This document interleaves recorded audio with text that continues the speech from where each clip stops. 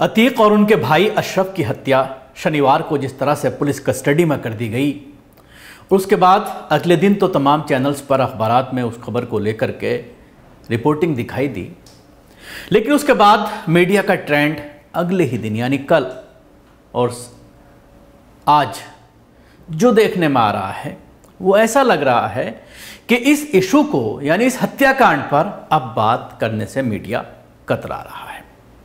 हालांकि आप अगर मीडिया को देखते होंगे, चैनल्स को आप देखते होंगे, तो आपने ये देखा होगा कि अगर कोई बड़ा कांड हो जाता है तो उसको महीनों तक फॉलो किया जाता है, एक एक चीज़ पर बात की जाती है, एक एक एंगल पर बात की जाती है। आपने देखा था दिल्ली में जब आफ्ताब को गिरफ्तार किया गया था शरदा हत्याकांड में, तो किस तरह से मीडिया खुद हड्डियां तलाश करने में लग गई थी श्रद्धा की, और बाकायदा रीस्क्रिप्ट करके पूरा उसको शूट किया गया था क्राइम सीन को मीडिया के ज़रिए, और एक दूसरे से बाजी मारी जा रही थी तमाम चैनलों में कि कौन ज़्यादा नौटंकी करता है, कौन ज़्यादा बड़ा नौटंकीबाज साबित होता है। और ये सिलसिला एक दो दिन नहीं बल्कि महीनों तक चला, और ये वाहिद मामला नहीं है। इस तरह के दर्जनों मामले आपने जब टेलर की हत्या का मामला राजस्थान में देखा था, उसमें भी आपने देखा किस तरह से इस केस को पूरी तरह से फॉलो किया गया मीडिया के ज़रिए। लेकिन एक इतना बड़ा हत्याकांड जिसकी चर्चा पूरी दुनिया में हो रही है, पुलिस कस्टडी में कैमरे के सामने अगर कोई हत्याकांड सामने आया है भारत के इतिहास में, आज़ाद भारत के, तो वो अतीक और उनके भाई की हत्या का मामला है। उसकी एफआईआर पर जिस तरह से बात होनी चाहिए थी, कानूनी एक्सपर्ट्स से बात करनी चाहिए थी तमाम चैनल्स को, उसके अलावा जो दिग्गज क्राइम रिपोर्टर्स हैं उनको जिस तरह की रिपोर्टिंग इसको लेकर के करनी चाहिए थी, लगातार फॉलो करना चाहिए था उन लोगों का जिन्होंने इस हत्याकांड को अंजाम दिया। हथियार के बारे में जिस तरह की जानकारी आ रही हैं, जिस तरह से ये बात सामने आ रही है कि 3 अलग अलग जगह से आते हैं, एक जगह इकट्ठा होते हैं, उन सब चीज़ों पर चर्चा अब पूरी तरह से बंद हो गई है। यानी कहा जा सकता है कि मीडिया को आदेश हो गया है कि अब इस पर कोई चर्चा नहीं करनी है, अब इस पर कोई बात नहीं करनी है, इस मामले को अब दबा देना है। और शायद पुलिस ने इसीलिए इन तीनों की रिमांड भी लेने की कोशिश नहीं की कि अगर पुलिस रिमांड में ये तीनों रहते हैं तो मीडिया पुलिस से खबरें लेगी और जो उनसे खुलासा होता है पूछताछ में उसको लेकर लगातार खबरें बनती रहेंगी, चर्चा में ये मामला रहेगा, और इस मामले में कहीं ना कहीं पकड़ सरकार की, भारतीय जनता पार्टी की और पुलिस की हो सकती है। इसलिए इस मामले को दबाने के लिए अगले ही दिन जैसे पेश किया गया कोर्ट में, उसको पुलिस कस्टडी के बजाय न्यायिक हिरासत में इन तीनों को भेज दिया गया, यानी जेल भेज दिया गया। अब उनसे कोई पूछताछ नहीं करनी है पुलिस को, किसी तरह की उनसे जानकारी लेने की कोई ज़रूरत नहीं है। आप इससे पूरी तरह से अंदाज़ा लगा सकते हैं। जहाँ तक इन तीनों हत्यारों में से 2 का ताल्लुक़ बजरंग दल से बताया जा रहा था, कल बजरंग दल के लीडर्स सामने आए और उन्होंने नकार दिया है कि इनसे हमारा कोई ताल्लुक़ नहीं है।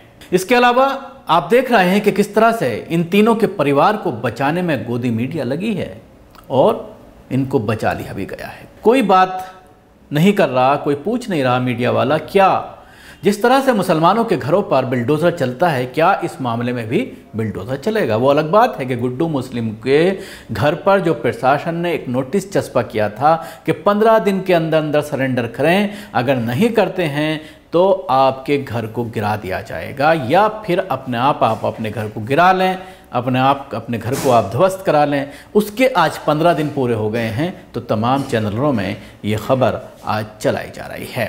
इसके अलावा जो खबर चल रही है कि मौत से पहले अतीक ने क्या लिखा, खुलेगा राज।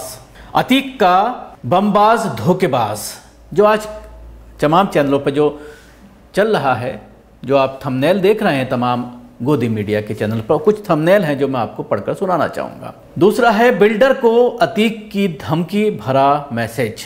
आज तक के पास अतीक के धमकी वाला मैसेज। साबरमती जेल से भी बिल्डर को धमकी दे रहा था अतीक। चुनाव में सफ़ेद और गुलाबी पर्ची से करता था वसूली। अतीक की व्हाट्सएप चैट आई सामने, जेल से चलाता था वसूली रैकेट। अतीक की हत्या के बाद योगी का पहला बयान, कहा माफिया अब किसी को डरा नहीं सकता। शाइस्ता परवीन की तलाश में ताबड़तोड़ छापेमारी, मिल गई सही लोकेशन। तो ये खबरें हैं जो अब चलाई जा रही हैं तमाम चैनलों पर। हत्यारों की खबर को पूरी तरह से ब्लैकआउट कर दिया गया है, उनके बारे में कोई बात नहीं की जा रही है। अब चलाया जा रहा है कि शाइस्ता की लोकेशन ट्रेस कर ली गई है, जल्द ही शाइस्ता भी सलाखों के पीछे होगी। उसके अलावा गुड्डू मुस्लिम का मामला चलाया जा रहा है। गुड्डू मुस्लिम पर हेडिंग्स चलाई जा रही हैं कि जल्द पकड़ा जाएगा, पुलिस को उसकी लोकेशन मिल गई है। इस तरह के बयान भी आ रहे हैं कि गुड्डू मुस्लिम को भी एनकाउंटर कर दिया जाएगा, उसको भी मौत के घाट उतार दिया जाएगा।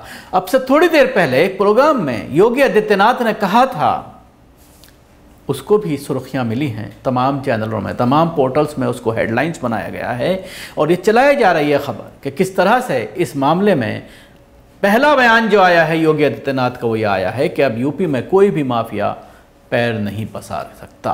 तो ये तमाम हेडिंग्स, ये तमाम मीडिया की कारस्तानियाँ चल रही हैं। पूरे मामले का रुख दूसरी तरफ फिर दे दिया गया है और अब फिर मुसलमानों की तरफ मोड़ करके शाइस्ता परवीन की गिरफ्तारी और गुड्डू मुस्लिम के एनकाउंटर, ये अब हेडलाइंस तमाम चैनलों में, कल शाम भी प्राइम टाइम पर तमाम चैनलों में यही खबरें ख़ासतौर से शाइस्ता को लेकर चल रही थीं और चल रही थीं अतीक के माफियागिरी की बातें, किस तरह से उसने वसूली की। अब आ रहा है कि उनका एक मैसेज सामने आ गया है, व्हाट्सएप चैट सामने आई है जिसके ज़रिए वो जेल में रहता हुआ भी रंगदारी वसूल करता था। ये तमाम हेडिंग्स अभी बनी हुई हैं। अब आइए मैं बताता हूँ एज ए क्राइम रिपोर्टर क्या सवाल होने चाहिए इस पूरे इन्वेस्टिगेशन को लेकर, जो किसी भी मीडिया घराने के ज़रिए, किसी भी गोदी मीडिया के ज़रिए नहीं पहुँचे जा रहे हैं। हत्या के वक्त की परिस्थितियां कैसी थी, घटना को अंजाम देने का सीक्वेंस यानी हत्याकांड से जुड़ती कड़ियां क्या हैं, हत्या की वजह क्या है। हालांकि पुलिस ने अपनी एफआईआर में वजह साफ दिखाई है और पूरा मामले को ख़त्म ही कर दिया है पुलिस की एफआईआर ने, जिसमें यह कहा गया है कि नाम कमाना चाहते थे बदमाशी में। और फिर उसके बाद जो सारी बातें मैं कई बार कर चुका हूँ, हत्या को किसने अंजाम दिया और इसके तार किससे जुड़े हो सकते हैं, एक बहुत बड़ा अहम सवाल है। ये खाली प्यादे हैं तीनों, 18-20 साल के ये लड़के जिनको 7-7 लाख रुपए की एक हथियार, ऑटोमेटिक हथियार बरामद हुए हैं जो इनके पास से मुहैया कराए गए। 3 लोग अलग अलग डिस्ट्रिक्ट से आए और इस हत्याकांड को अंजाम दिया। जाहिर सी बात है ये खुद नहीं कर सकते हैं, इसके पीछे किसी बड़े आदमी का हाथ है। कौन है वो, ये जानने की ज़रूरत है। घटनास्थल पर मौजूद पुलिस अधिकारियों की क्या भूमिका थी। एसओ जिसके पिस्टल लगा हुआ था, उसने पिस्टल क्यों नहीं निकाला, ये एक बड़ा सवाल है। क्या भूमिका थी, सस्पेंड कर दिया गया है 17 लोगों को, लेकिन इनकी क्या भूमिका थी, क्यों इन्होंने कार्रवाई नहीं की। जो सवालात खड़े हो रहे हैं कि आखिर क्यों लेकर के आए रात के 10 बजे इनको, और क्या इनका मेडिकल वहीं पर बुलाकर नहीं किया जा सकता जहां पर इनको रखा गया था। ये कई ऐसे सवाल हैं जो अब होने चाहिए। कमेटी के सदस्य स्पॉट पर विजिट करके वहाँ के सभी प्राइमरी सबूत इकट्ठा करें, क्राइम सीन क्रिएट करके घटना के हर पहलू को जानने की कोशिश की जाए। अतीक को गोली मारे जाने के वक्त वहाँ जितने भी लोग मौजूद थे सभी को बुलाकर उनसे घटना की जानकारी ली जाए, इन सभी के बयान को रिकॉर्ड किया जाए, अतीक के परिवार से मिलकर उनका भी पक्ष जानने की कोशिश की जाए।